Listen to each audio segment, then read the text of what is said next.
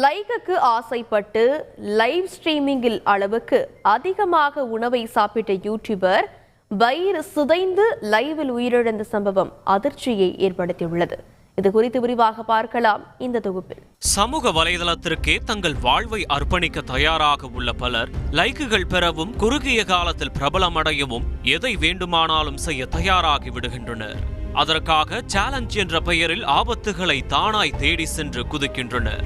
சாகசங்களை மேற்கொள்வது, கமெண்ட்டுகளில் சொல்லும் செயல்களை வீடியோவாக வெளியிடுவது என பல சேலஞ்சுகள் அதில் அடங்கும்.